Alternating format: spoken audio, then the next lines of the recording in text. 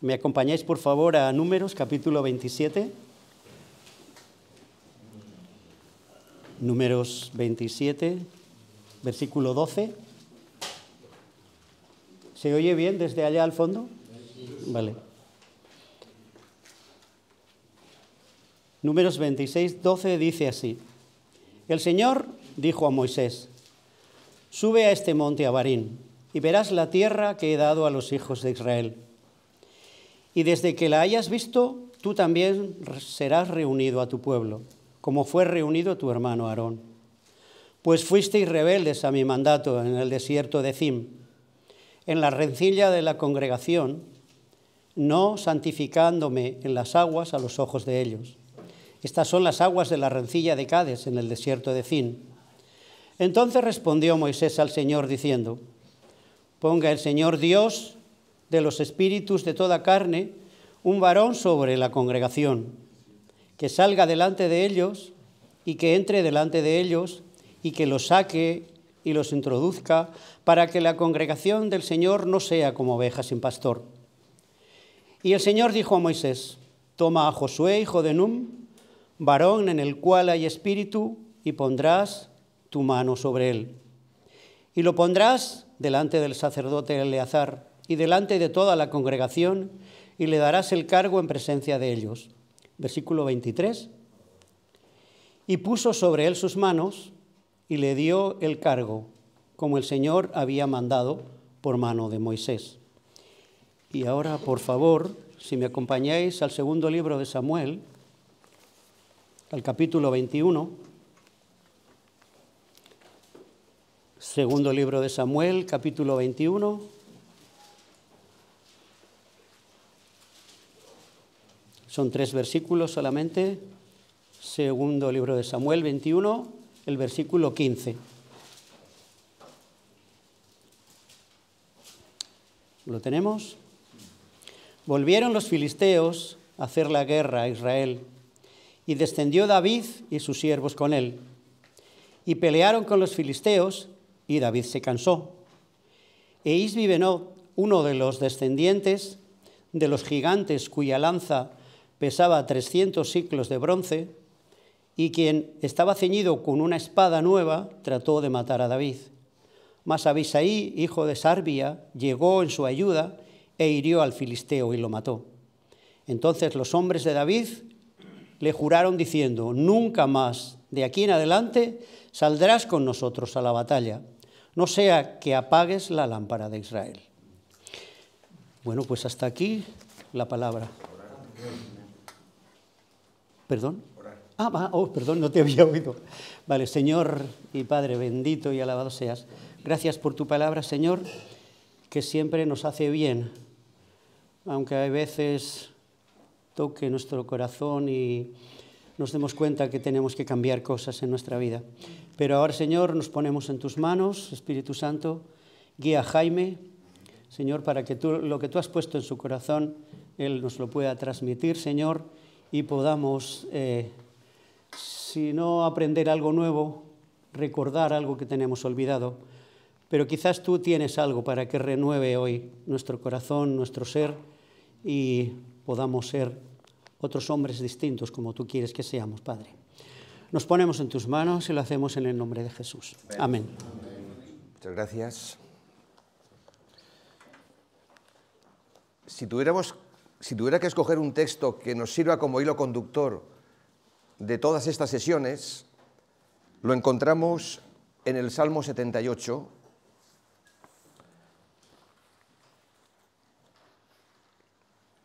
y versículo 6. Este sería un poquito el hilo conductor para todos estos días, y me anima mucho ver aquí varias generaciones representadas. En nuestro retiro de hombres, por primera vez, dimos espacio a que los jóvenes de la Iglesia, a partir de 15 años, vinieran con sus padres al retiro. Y todos nos sorprendimos al ver tantos padres que vinieron con sus hijos varones a partir de 15 años a ese retiro. Y algunos habéis venido también con vuestros hijos, y vosotros jóvenes con vuestros padres, así que me da mucha alegría que esto pueda ser así. El Salmo 78, verso 6, dice que lo sepa la siguiente generación, y los hijos que nacerán, y los que se levantarán, lo cuenten a sus hijos. El tema para estos días, hombres que dejan huella. Pero cuando hablamos de hombres que dejan huella, ¿de qué clase de hombres estamos hablando? ¿Y de qué tipo de huellas estamos buscando? Porque hombres hay muchos, y huellas que podamos dejar en el camino también. ¿Seríamos capaces de hacer un retrato, robot, de cómo tendría que ser ese hombre de Dios? Nosotros, que queremos dejar un legado, que queremos entregar el testigo, y que eso marque la vida de nuestros hijos, nuestros nietos y la siguiente generación en nuestras iglesias. Hoy ya hemos escuchado algo en el devocional. Ahí tenemos una pista. Pero podemos completar este retrato con muchos más aspectos. ¿O acaso echaremos mano de los personajes de moda, que siempre los ha habido? No solamente los influencers que han marcado y siguen marcando su huella, su estilo de vida, en la vida de nuestros hijos, en nuestras propias vidas, cada día, constantemente. Estamos siendo moldeados, aún inconscientemente, y estamos tomando forma, nos guste o no. Y si pensamos pues en el hombre cristiano, ¿qué huellas son estas? Las que yo quiero dejar. ¿Cuáles son las marcas que quisiera que mis hijos, mis nietos, mis hermanos en Cristo continuaran pasado el tiempo? No deja de ser una decisión que yo debo de tomar y que tú tienes que tomar. Así que nos tenemos que comprometer como hombres que queremos dejar una buena huella. Y para eso tenemos esta figura visual para situarnos en el marco, como los versículos que vemos aquí, todos ellos preciosos, pero el marco también le da belleza al texto. Y tenemos el marco de la Escritura, el mandato bíblico, lo que dice la Biblia, tenemos el marco de la experiencia en la vida de otros, en nuestras propias vidas, y tenemos el marco de la estrategia. Pues vamos en primer lugar con el marco de la Escritura. Ya hemos leído dos textos en el libro de Números y en el segundo libro de Samuel, o primer libro de Samuel. Segundo. Ayer lo dije en la introducción. Dios ha estructurado la vida humana por generaciones. Una generación nueva viene y toma lo que ha recibido de la anterior. De todo eso que ha recibido, conserva algunas cosas, descarta otras y deja el resto en espera. Porque cada generación tiene la responsabilidad de entregar el testigo a la siguiente generación para que el Evangelio y los valores del Evangelio continúen hacia adelante. Así que no hay dos generaciones iguales. Es imposible. Piensa en tus padres, en tus abuelos. Tú no eres como ellos, exactamente igual. Evidentemente has heredado, si vienes de familia creyente, quizás la mayoría, o aún de los que no venimos de familia creyente, hemos heredado valores, hemos heredado lo que nuestros padres nos dejaron. Y algunas cosas las hemos desechado o alejado, otras las hemos tomado por buenas y otras las hemos estado valorando para saber qué hacer. Así que cada generación necesita transmitir el Evangelio a sus propios hijos y capacitar a nuevos discípulos, no solo para hacer frente a la realidad presente, sino a prepararlos para lo que vendrá, para el futuro. ¿Y cuál es la mejor manera de manejar todo esto, de saber cómo conducirnos, cómo seguir la estela que otros nos dejaron? Porque no hemos nacido por generación espontánea, todos tenemos un pasado. ¿Cuál es la mejor manera? Pues aquí tenemos varios modelos. Hemos visto así como un flash dos. Moisés y Josué, dos generaciones. Y David, aunque no se ha mencionado a Salomón, evidentemente iba a ser el legado que él iba a dejar a su hijo. En el libro de Números que hemos leído, capítulo 27, Dios había llevado a través de Moisés a su pueblo hasta las puertas de la tierra prometida. ¿Cuánto le hubiera encantado a Moisés haber pasado a ver la tierra prometida y continuar incansablemente con su labor? Pero no. Todo tiene su tiempo, sus ciclos. Y Moisés había hecho bien su trabajo.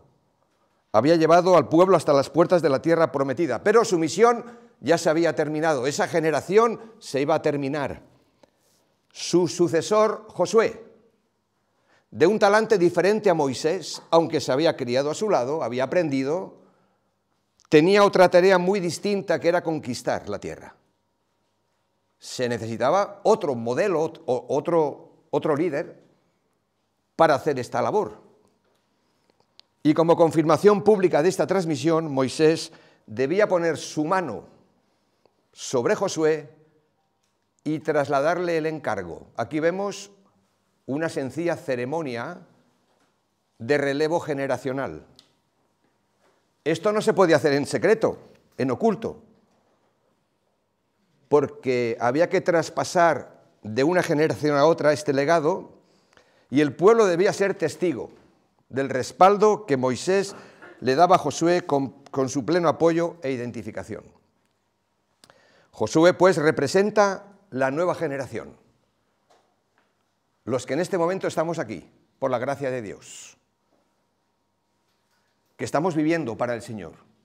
Representa esta nueva generación destinada a un nuevo tiempo, que tomará el testigo que otros le hayan dejado y a su vez lo entregarán después. En el primer libro de Samuel, capítulo 17, no lo voy a leer, es una historia bien conocida, en la que David, siendo joven, obtuvo una gran victoria sobre el gigante Goliat. A esa victoria se le irían sumando una serie de proezas, conquistas en el campo de batalla. Ya sabemos, el recorrido de David como guerrero, como soldado, como siervo de Dios.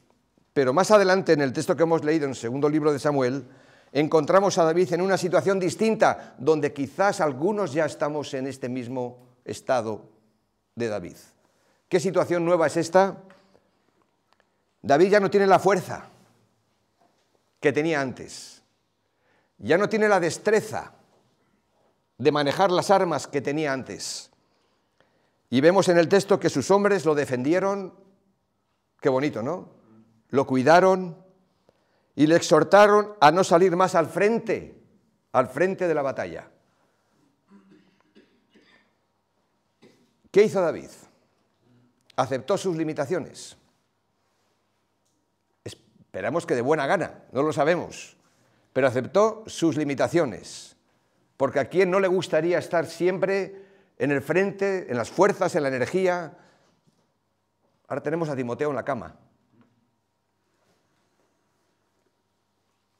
Pues ya no es el Timoteo vigoroso y fuerte que hemos conocido muchos, ya necesita cuidado y necesita que nosotros también lo cuidemos. Y aquí vemos que David acepta sus limitaciones, el consejo que le dieron, pues había llegado la hora de que otros hombres más jóvenes que él asumieran la responsabilidad de velar por la seguridad del pueblo. Esto no quiere decir que los que ya tenemos cierta edad tengamos que desaparecer de la escena. Pero no podemos estar, como estábamos antes, con la fuerza que teníamos, en el mismo frente de la batalla. Porque nuestra tarea y responsabilidad es preparar y dar paso a otros, sin hacer sombra, pero acompañándolos en el camino. Porque la mayor contribución de David ya no sería, y no fue, edificar el templo, como tampoco Moisés pasar a la tierra prometida. La mayor contribución de David ahora sería preparar todo lo que estuviera en su mano, materiales, planos, para que su hijo Salomón pudiera reconstruir el templo, construir el templo. ¿Y cuánto necesitamos esto en nuestras congregaciones hoy? De hombres experimentados con sus marcas del camino. Yo siempre digo, nunca me fío de nadie que no tenga cicatrices. No me refiero a las cicatrices físicas, sino a las cicatrices propias de haber luchado en la vida. A eso los necesitamos dentro de la Iglesia, para que sepan dar paso a otros, no hacer sombra, no hacer oposición, porque las cosas hayan cambiado. Necesariamente tienen que cambiar en aquello que haya que cambiar, porque la nueva generación va a descartar algunas cosas y va a tomar otras y va a apuntar hacia el Señor y hacia el futuro. Así que David tuvo que cambiar su manera de pensar y aprender a enseñar más, quizás, y hacer menos. En cada sesión, donde vamos a ver estos 3 pilares del marco, voy a ser como muy escueto, porque no me puedo extender en cada punto porque sería demasiado. Pero aquí quiero dejaros estos textos como modelos a seguir en cuanto a lo que dice la Escritura. Y hay otros. Quizás en estos devocionales, como el de esta mañana, escucharemos otros rasgos de otros hombres. Ahora vamos a otros aspectos donde a veces nos cuesta más gestionar. Porque los evangélicos en general, me incluyo, somos muy buenos teóricos. Conocemos la teología, la doctrina, la historia de nuestra propia Iglesia, y a veces nos cuesta más ver cómo todo eso que sabemos y que conocemos, y que es bueno, lo podemos ponerlo en práctica. Ese es el reto siempre, ¿no? Cuando escuchamos cualquier mensaje, cualquier domingo, lo más complicado para el predicador, aparte de la interpretación, que sea buena del texto, de ahí la importancia de dejar hablar a la Biblia y que diga lo que tenga que decir y que lo diga bien en nuestra boca. El otro gran reto es, ¿y ahora cómo esto descendemos al plano de cada día? A la experiencia, que es el tema de ahora, a la experiencia. Pues aquí tenemos un modelo práctico. Por cierto, no he seguido yo, y le he dicho a Simón que me lo ha preparado ya todo. Vamos a ver. Sí. Vale. Aquí tenemos el tema, aquí tenemos algunos textos, me he referido a unos pocos, hay algunos más ahí. Y ahora vamos al modelo práctico, la experiencia, y he querido tomar a Bernabé. Hablaremos de otros mañana y pasado, pero vamos a comenzar por Bernabé. Bernabé aparece por primera vez, como lo hemos leído hoy, en el libro de los Hechos, en el capítulo 4, y desaparece en el capítulo 15. Ya no sabemos más. La figura, el personaje de Bernabé. Y digo que desaparece en el capítulo 15 después de una fuerte discusión que tuvo con Pablo a causa de Juan Marcos, un joven. Y no se pusieron de acuerdo y discutieron. Bernabé y su paso por las Escrituras es muy efímero, pero dejó una huella para la historia y para nosotros hoy como hombres de valor, porque también nosotros podemos ser como él y debemos ser como él, hijos de consolación o de exhortación. Hombres bisagra, luego me referiré a eso. Igual no vamos a ser punteros, no vamos a ser aquellos que abren brecha, no vamos a ser de aquellos que siempre van por delante, pero podemos ser hombres bisagra.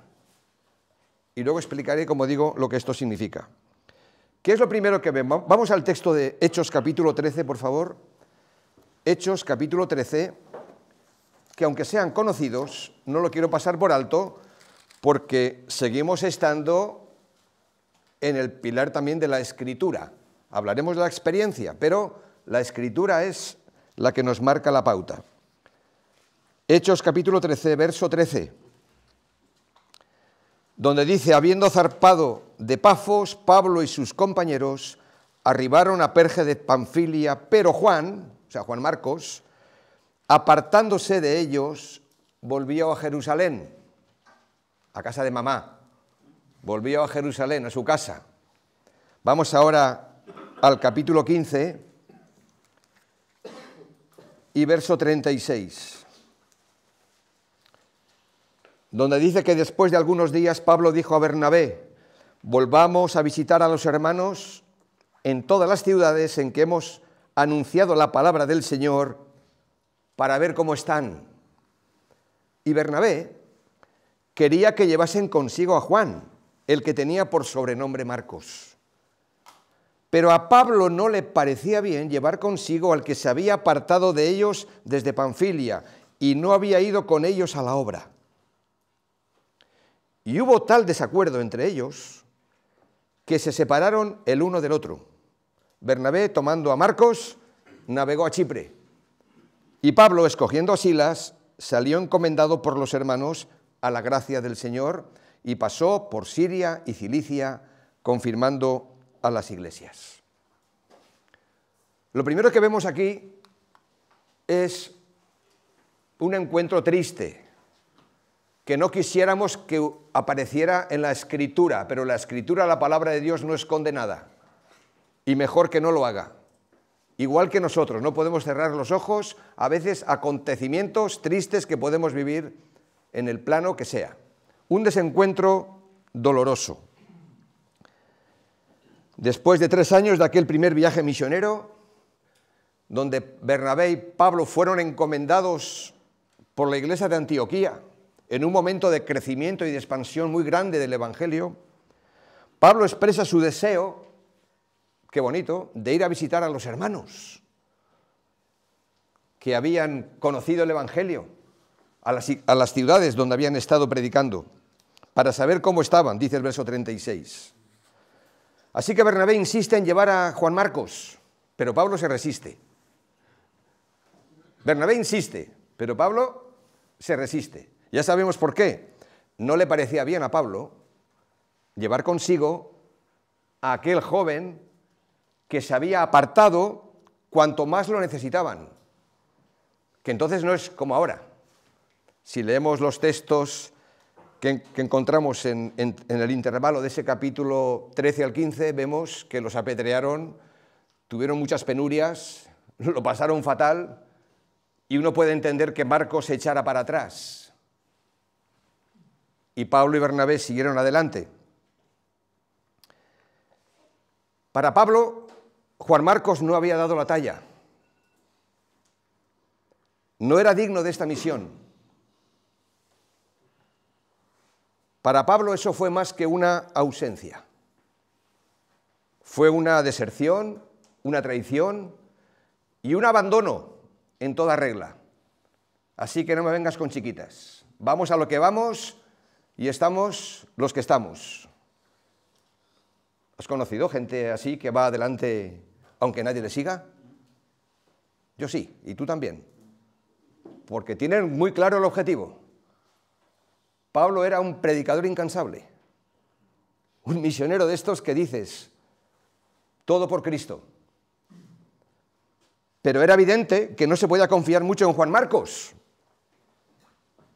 pues ya en la primera escala en la isla de Chipre, al ver que las cosas se pusieron difíciles, decide volverse a casa. Hechos 13:13 que hemos leído. Ahora, hagamos una pausa aquí. Aquí hay jóvenes. Y hay jóvenes en nuestras iglesias. Y nosotros hemos sido jóvenes, o más jóvenes, hace ya algunos años. Y Marcos era como uno de esos jóvenes que podemos encontrar en nuestras iglesias, o como muchos de nosotros que también tuvimos su edad. ¿Cómo era Juan Marcos?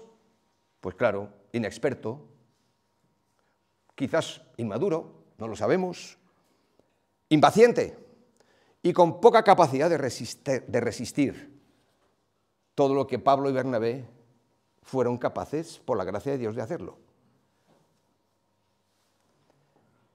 El desacuerdo y el conflicto entre Pablo y Bernabé fue tan serio que se separaron. ¿Cómo es posible? Después de todo lo que pasaron, después de haber hecho frente a tan grandes obstáculos, ahora viene un obstáculo pequeño, un desacuerdo de este tipo, y no son capaces de ponerse de acuerdo. La palabra en el original nos habla de una exaltación desmedida de las pasiones. Una exaltación desmedida de las pasiones. Ahora, viendo esta escena, nos entristece también a nosotros que dos siervos del Señor tan queridos no hayan sido capaces de ponerse de acuerdo en un asunto como este. ¿Alguna vez has vivido una experiencia así? Quizás entre tus padres, que después de haber hecho frente a tantas dificultades de la vida, discuten por nimiedades o no tan nimiedades. O quizás en la propia congregación, entre los propios líderes o ancianos de la iglesia, o entre siervos de diferentes iglesias, o entre familias, conflictos. ¿Cómo es que no fueron capaces de ponerse de acuerdo Pablo y Bernabé? Yo me lo pregunto, ¿eh? ¿Cómo es que no fueron capaces de ponerse de acuerdo en esto? Ahora, no contestes en voz alta, pero contéstalo para ti. ¿Quién tenía razón? ¿Del lado de quién te posicionas? Conociendo la historia. ¿Quién tenía razón, Pablo o Bernabé? Bernabé. O ninguno de los dos. Bueno. Estoy de acuerdo.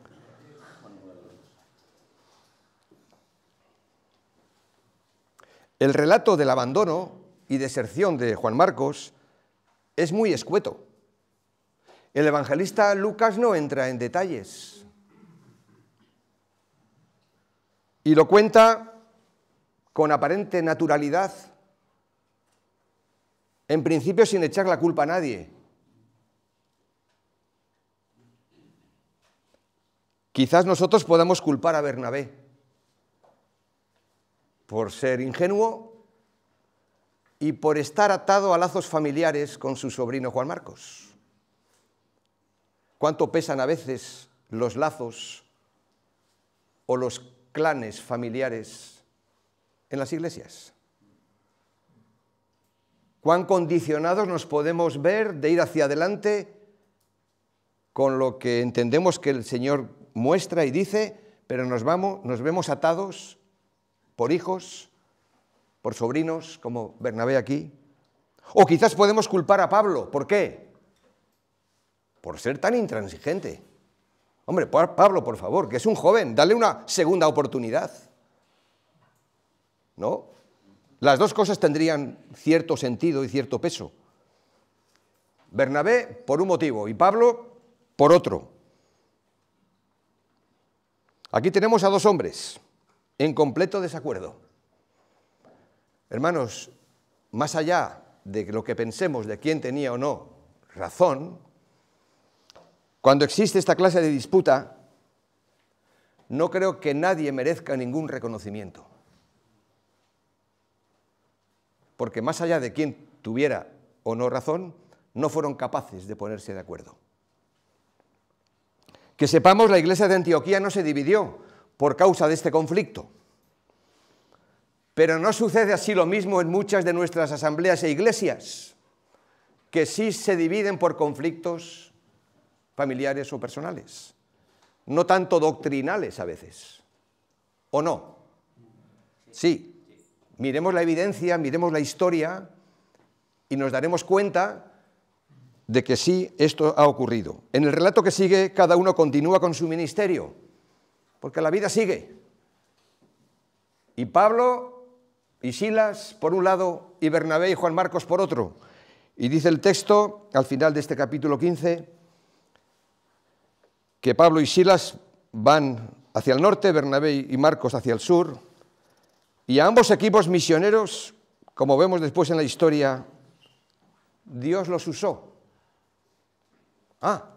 Entonces será verdad que aquello que me han dicho a mí cuando fui creciendo en el Evangelio, que alguien me dijo una vez, ¿sabes, Jaime? Dios escribe derecho en renglones torcidos. Al principio me costaba entender eso, pero lo fui entendiendo, que más allá de nuestras miserias, más allá de nuestros errores y fracasos, el Señor, en su gracia y soberanía, sigue llevando adelante su obra. Evidentemente, Él hará su evaluación personal cuando estemos delante de su presencia. Al principio me costaba mucho entender aquello que dice Pablo en Filipenses, que algunos predican a Cristo por envidia. ¿Cómo se puede predicar a Cristo por envidia? Otros por contienda. ¿Cómo se puede predicar a Cristo por contienda? Y otros de buena voluntad. Pero Pablo se goza no en las motivaciones que cada uno pueda tener, sino en el hecho de que el Evangelio sigue adelante. Pero claro, a veces en el camino vemos a personas que no digieren estas cosas. No digieren desencuentros como los de Pablo y Bernabé o como los nuestros. Hay hijos que no digieren lo que han visto en las iglesias. Hay hijos que no digieren bien lo que han visto en la casa. Y les exigimos madurez cuando nosotros tampoco a veces la tenemos. Cierto que Dios usa, como ahora lo vamos a ver, porque lo vamos a ver, pero no es siempre así en todos los casos. ¿Cuántos hijos pródigos hay en nuestras congregaciones? Que nacieron, crecieron, recibieron, se bautizaron tal vez, tuvieron algún servicio en la congregación, pero ahora no están. Las causas son muchas seguramente, pero quizás vieron lo que no les ayudó o no supieron entender. Después del desencuentro tenemos una restauración. La historia no ha terminado con Juan Marcos. La historia no ha terminado con los hijos pródigos, donde algunos han vuelto a casa, otros volverán, quizás no todos, pero prestemos atención a este punto, porque ya han pasado 12 años desde aquel desencuentro triste, donde Bernabé y Juan Marcos van por un lado y Pablo y Silas, el otro equipo misionero, por otro. Han pasado 12 años y aunque no tenemos registro de las actividades de Juan Marcos porque Lucas se centra en el equipo misionero formado por Pablo y Silas, del cual es testigo Lucas, historiador, pues no sabemos mucho de Juan Marcos y Bernabé en esa nueva etapa, pero ahora Pablo, 12 años después, le considera a Juan Marcos como un compañero y colaborador suyo en la obra de Dios. ¿Qué es lo que ha pasado? Si Juan Marcos y Pablo no han estado juntos. Así aparece reflejado en las cartas de Colosenses y Filemón. Leo así en Colosenses 4:10. Aristarco, mi compañero de cárcel, dice Pablo, os manda saludos. Y también Marcos, sobrino de Bernabé. Ya tenéis instrucciones respecto a Marcos. Si va a visitaros, recibidle bien.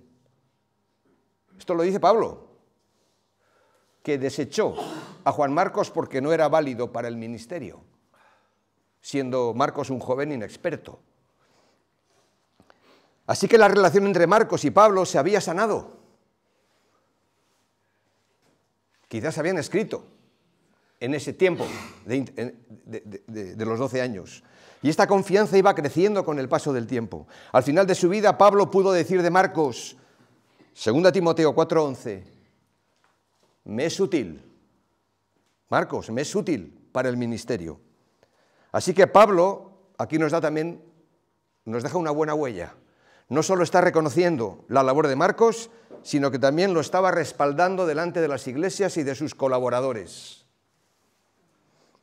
Si finalmente llegaron a cumplirse las instrucciones dadas por Pablo a Timoteo en su segunda carta, que es la última que escribió, es posible que Marcos estuviera con el apóstol en los últimos momentos de su vida. Qué vueltas da la vida, ¿no? Y a veces qué vuelcos, a veces malos y a veces buenos. Pero aquí tenemos una restauración. Y tanto si Pablo acertó o se equivocó, él tuvo la humildad de no dejar nada en su corazón por esa enemistad o enfado con Juan Marcos, y con el paso del tiempo lo restauró. Y Pablo tenía entonces un peso importante delante de las iglesias y de los colaboradores, y lo presenta a Juan Marcos.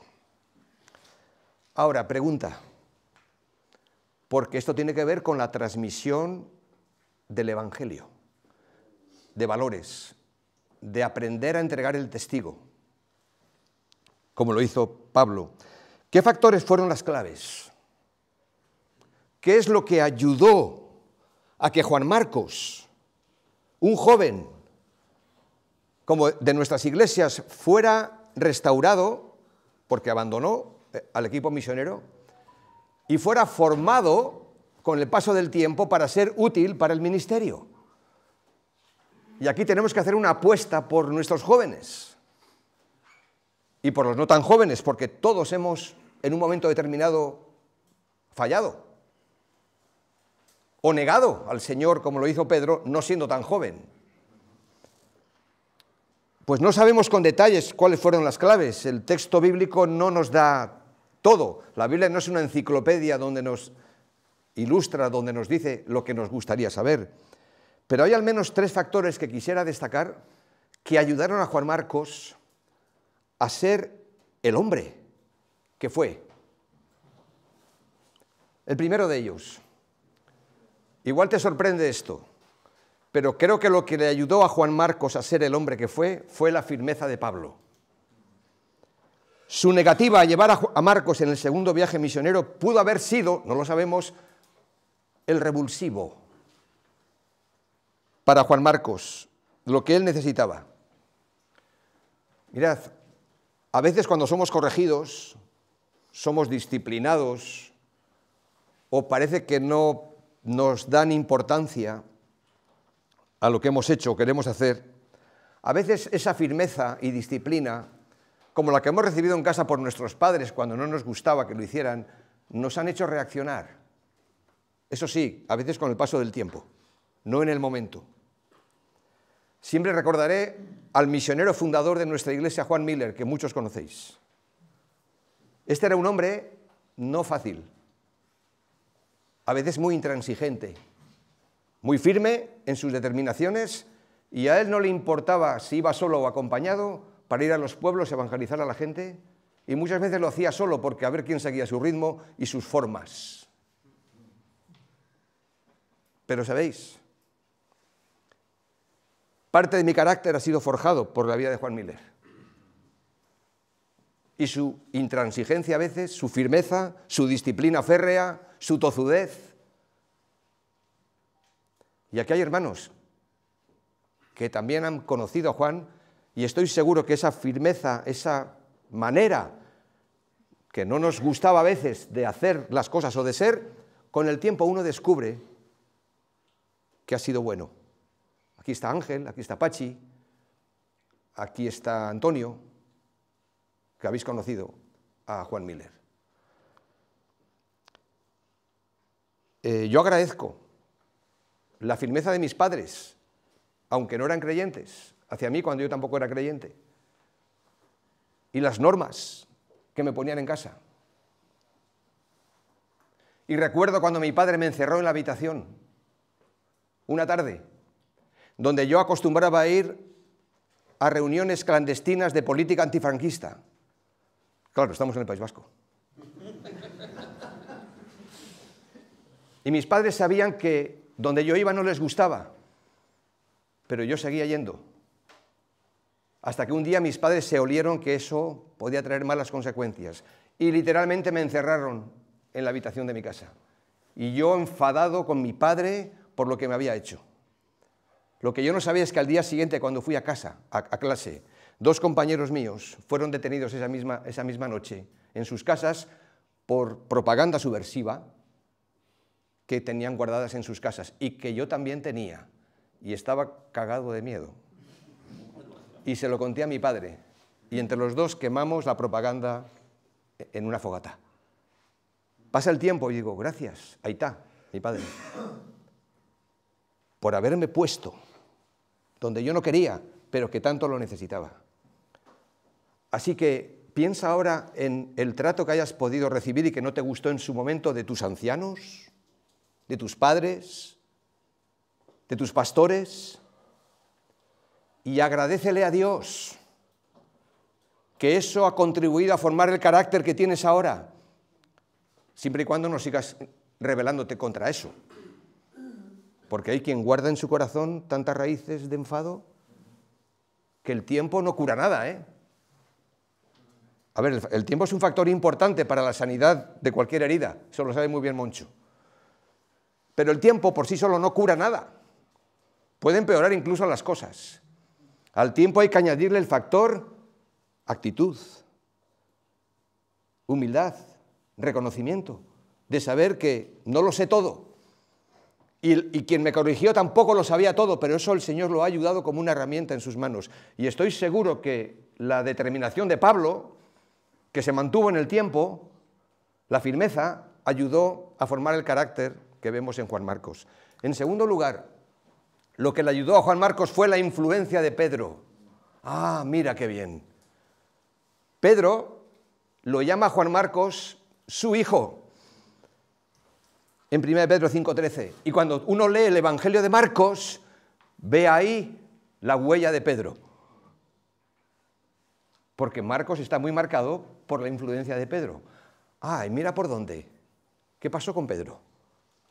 Que él también abandonó la misión. Él también desertó. ¿Y quién mejor que Pedro para ayudar a alguien que también ha desertado, que ha fallado, que se ha equivocado?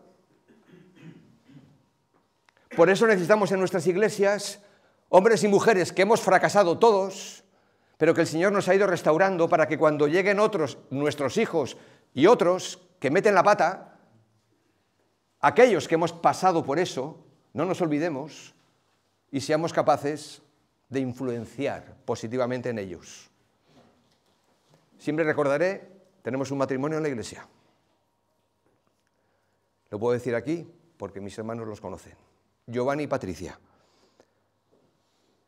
Forman parte del equipo de responsables del área social de Honduras. Y estando aquí, que vinieron sin sus hijos, el pequeño de ellos murió en Honduras, trágicamente. Fue un tiempo muy difícil para ellos como padres, que aún tenían 2 hijos más, que luego regresaron. Y cuando pasado el tiempo tuvimos la experiencia de parejas o matrimonios o que perdieron algún hijo o que estaban en peligro de muerte, los ancianos, pues tratábamos de cuidarlos, de orientarlos en la palabra, de aconsejarlos, pero poníamos a su lado a Giovanni y Patricia para que hablasen con ellos. Porque nadie mejor que un matrimonio que haya perdido a su hijo, que pueda confortar, consolar de otra manera a los ancianos, a los que han perdido el suyo. Y Pedro marcó la vida de Juan Marcos, quizás porque tenían tantas experiencias en común, por lo menos una, la deserción. Y luego lo que contribuyó a la restauración gozosa de Juan Marcos fue la paciencia de Bernabé. Porque para Marcos acompañar a Bernabé fue lo que realmente le moldeó, lo restauró, lo fortaleció. Y quisiera rescatar brevemente la figura de Bernabé como modelo de hombre que dejó huella para que nosotros podamos imitarle. Así aquí tenemos un modelo que tiene que ser contagioso. Y no estamos hablando del superapóstol Pablo, ni tampoco del Señor Jesús.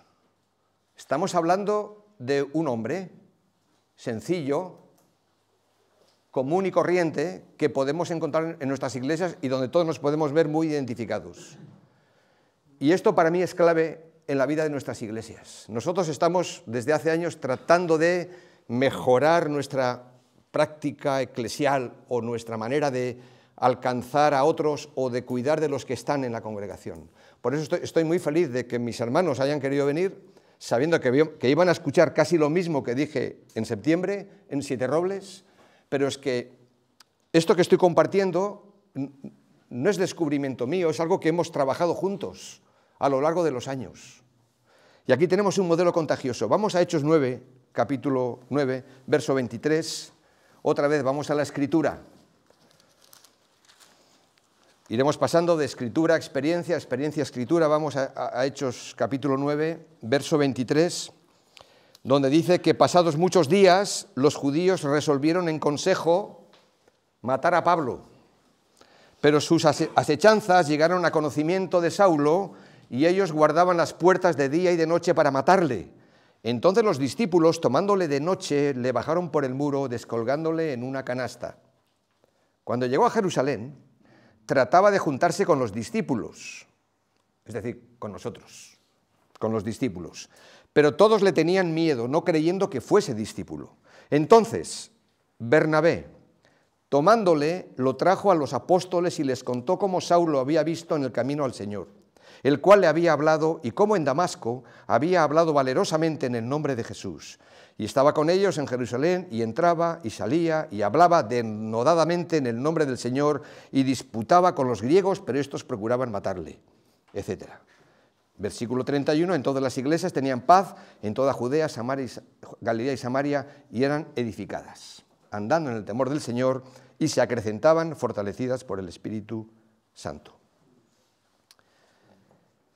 ¿Qué vemos aquí? Que Bernabé supo ver el potencial que había en Pablo. No todo el mundo es capaz de ver esto.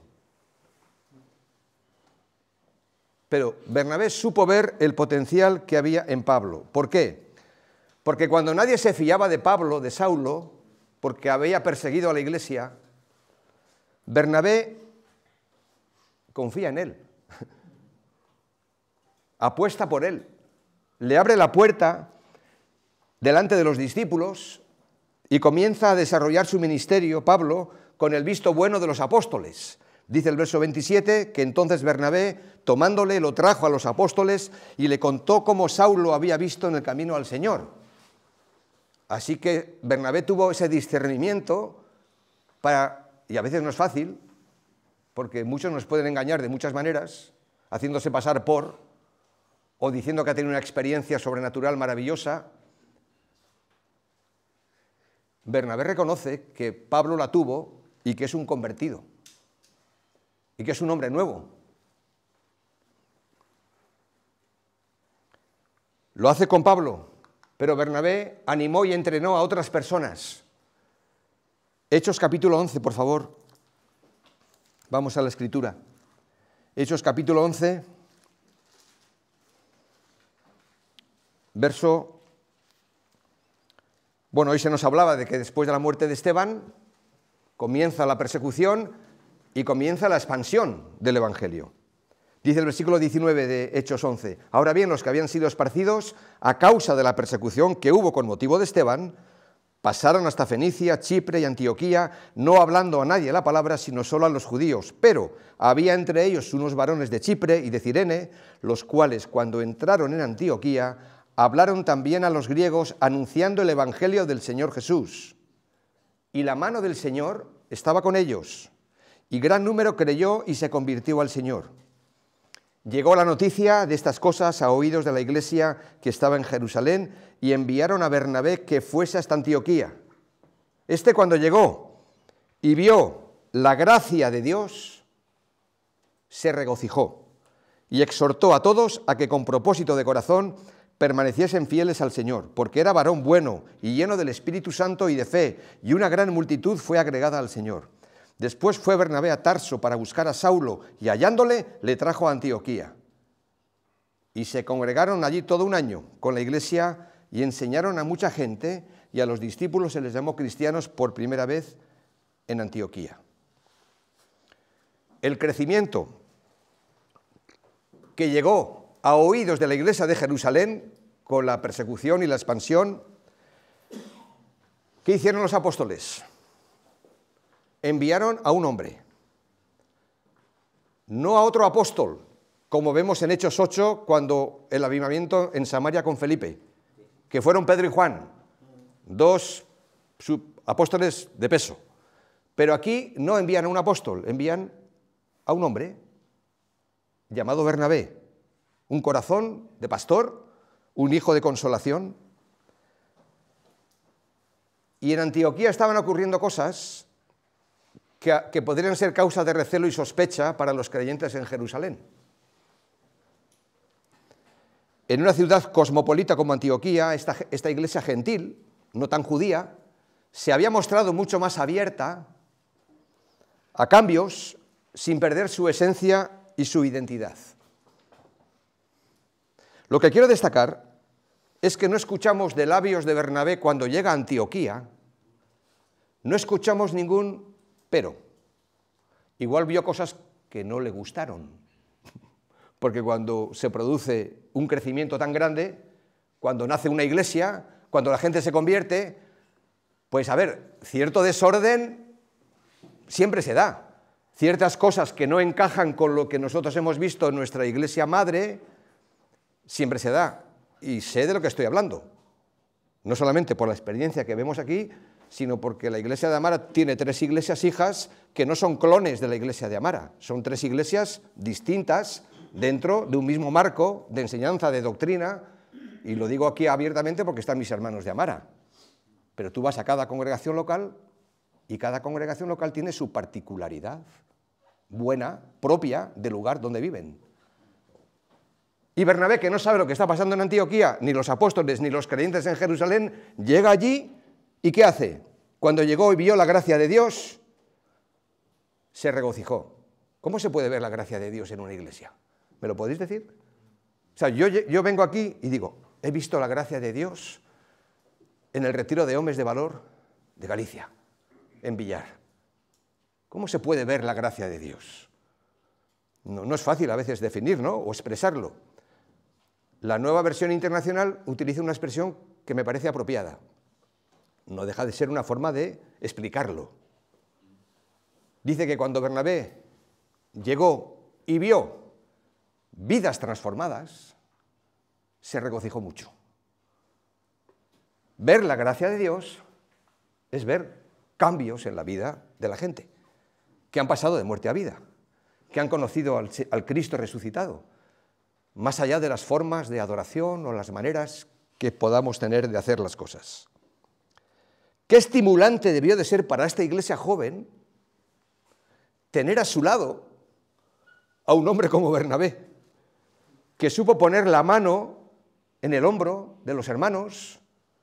Y qué estimulante debió de ser para Juan Marcos tener a su lado a un hombre como Bernabé, que así como supo confiar en Pablo, también confió en Juan Marcos. Y le dio no sé cuántas oportunidades, pero por lo menos otra más. Más allá de que fuera su sobrino. Yo reflexionaba sobre esto. Porque nosotros tampoco hemos hecho las cosas bien. Algunos hombres, algunos padres de familia, algunos ancianos en las iglesias, y aquí me meto porque soy anciano de mi congregación, aparte de obrero, soy anciano de mi iglesia, juntamente con José Luis y Borja, pues algunos de estos hombres a veces me han recordado más, incluso a mí mismo, yo mismo, me han recordado más al sumo sacerdote Anás y Caifás que a Bernabé. ¿Por qué? Porque en vez de apoyar la iniciativa de los jóvenes, algunos se sienten amenazados.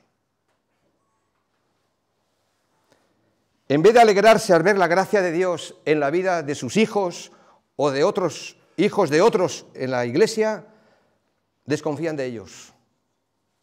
O no has escuchado nunca, no, dale tiempo. Todavía es muy inmaduro. Ya aprenderá. Pero aprenderá mejor si sabemos ponernos a su lado. Aprenderá mejor si damos oportunidad aún de que se equivoque y podamos corregir. Yo estoy agradecido a mis ancianos. El mensaje de hoy se está grabando, pero qué bien que no se grabó los primeros mensajes que prediqué en mi iglesia. Porque algunas veces cuando terminaba de bajar del púlpito, mis hermanos, mis ancianos, Me llamaban aparte, pero no para castigarme, sí para corregirme, sí para instruirme, sí para ayudarme. Y no sabéis lo agradecido que estoy de que lo hicieran. En vez de apostar muchos por futuros candidatos a tomar el relevo, esto lo he visto, lo veo, hay quien se aferra al cargo. Sea como anciano de una iglesia o sea como responsable de un ministerio. No hace mucho estuvimos mi esposa y yo en el retiro de una iglesia y hablando con una hermana, dice, no, es que yo llevo 20 años en la escuela dominical de la iglesia y este es mi ministerio. Dice, no, estás equivocada.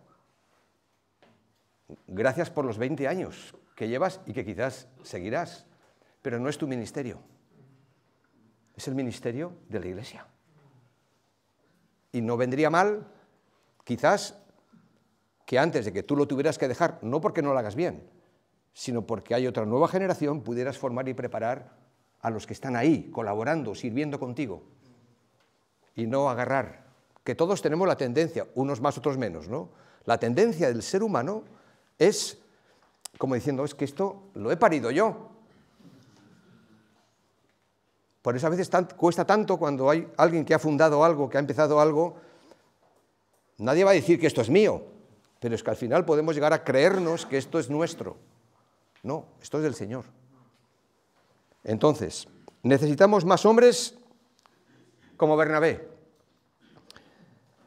pero sobre todo más hombres como el Señor Jesús, que será uno de los temas que trataremos, creo que mañana. Es una pena cuando nuestros jóvenes, digamos, los perdemos, pero también es una pena cuando a nuestros mayores los arrinconamos. Lo veremos hoy, esta tarde. Porque aquí tenemos que aprender todos. Y la importancia que tiene que una iglesia sea una iglesia intergeneracional. Espero que nadie crea aquí en una iglesia de solo jóvenes o de solo mujeres, hombres. No, la iglesia del Señor es intergeneracional y ahora ya es intercultural. No. El rostro de la iglesia evangélica en nuestro país ha cambiado. Totalmente. Podemos hacer dos cosas.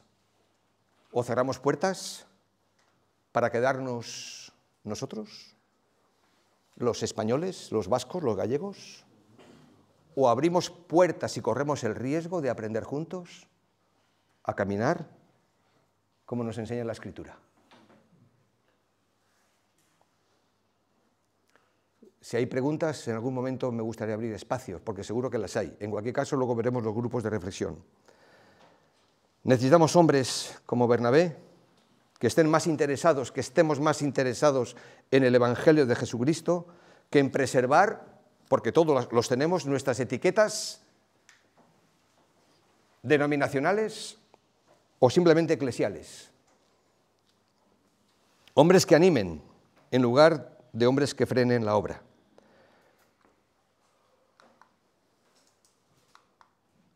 A ver si puedo pasar la siguiente diapositiva. ¿No? Vale. Bernabé desplegó todo su potencial en otras personas. Es decir, no solo en Pablo, no solo en Bernabé, no solo en la iglesia de Antioquía, que sí que lo hizo, pero dice el versículo 25 y 26 que hemos leído, que después fue Bernabé a Tarso a buscar a Saulo. Tenía autoridad Bernabé, ¿eh? Fue a buscar a Saulo. Y hallándole le trajo a Antioquía, y se congregaron allí todo un año con la iglesia, y enseñaron a mucha gente. Y mirad, esto fue un equipazo, ¿eh? Como en el devocional de esta mañana hemos visto cómo Satanás, al ver crecer la obra, al comienzo de la vida de la iglesia, en el libro de los Hechos, puso esa cuña por medio de Ananías y Safira, luego el Señor trajo temor, etc. Pues aquí lo mismo. Mirad lo que pasó. Y gran número creyó y se convirtió al Señor, verso 21. Y una gran multitud fue agregada al Señor, verso 24. y enseñaron a mucha gente, verso 26. ¿Quién no quiere vivir un momento de la vida de la iglesia así y que dure todo el tiempo, si es posible, hasta que el Señor venga? ¿Quién no quiere ver esto? Que no es un ideal imposible de alcanzar. Es la gracia de Dios, evidentemente, pero también es el enfoque que nosotros queremos darle a nuestra misión.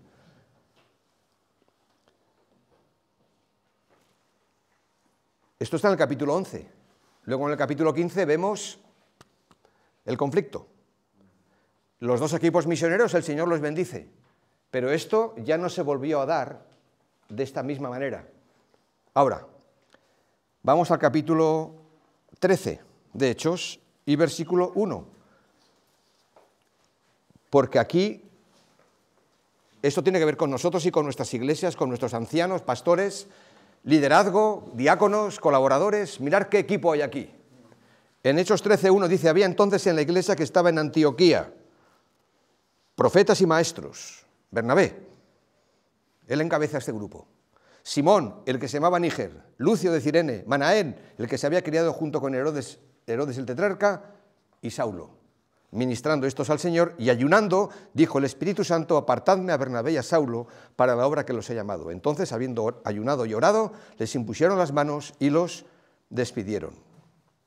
Aquí tenemos el equipo formado por el Espíritu de Dios magnífico. Y se designa a Bernabé como el primero en el equipo. Apartadme a Bernabé y a Saulo para la obra que los he llamado. Verso 2. Después, con el paso del tiempo, hubo un cambio en la forma operativa del equipo. Aquí tenemos que estar abiertos. Antes de Hechos 13, Lucas habla de Bernabé y Saulo. Pero después que fueron enviados por la iglesia de Antioquía, vamos a leer acerca de Pablo y Bernabé. ¿Te das cuenta del cambio? ¿Por qué? Bueno, Pablo viene desarrollando la vida que el Señor le ha dado. Bernabé supo dar un paso atrás al reconocer la obra de Dios en la vida de Pablo. Igual que Pablo lo hizo con Juan Marcos, supo dar un paso atrás o reconocer y restaurar a Juan Marcos. Aquí Bernabé supo dar un paso atrás y estuvo dispuesto a dejar que tomara a Pablo la dirección del movimiento apostólico, como así ocurrió.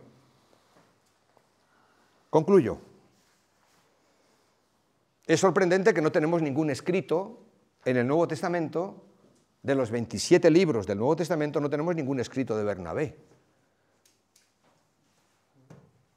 No deja de sorprendernos, por un lado. Pero los hombres que él instruyó y a los que él formó y acompañó, escribieron la tercera parte del Nuevo Testamento. Mira, Pablo escribió 13 de las epístolas. Y Marcos escribió el Evangelio que lleva su nombre. Bernabé fue un hombre bisagra.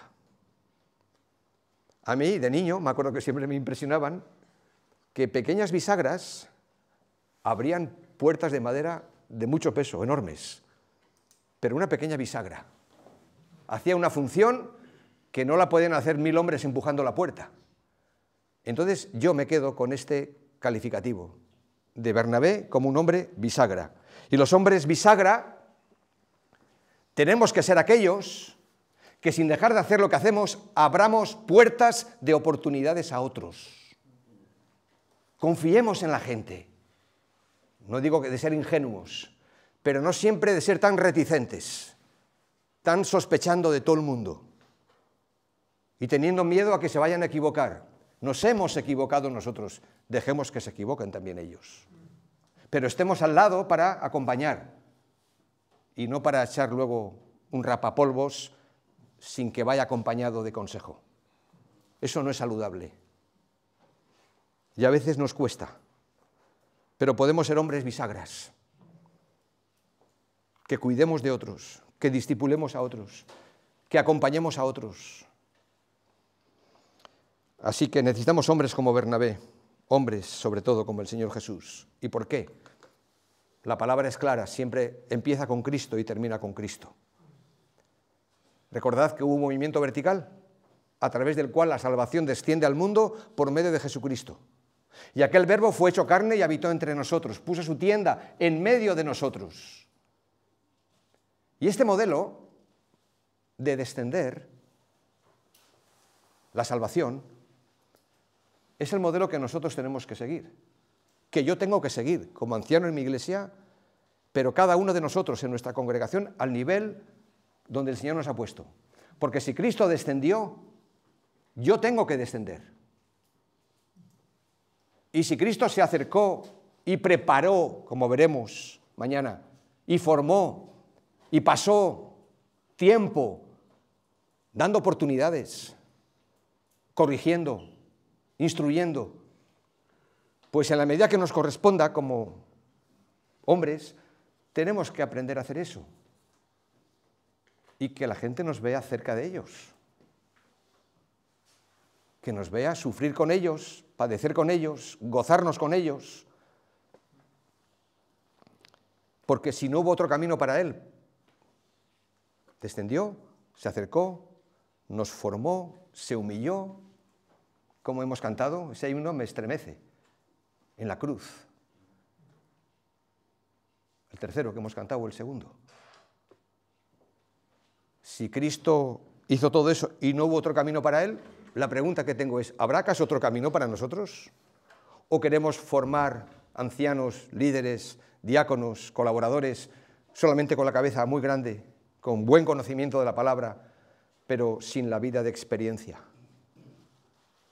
Ya sabemos que no es la experiencia es una buena sierva.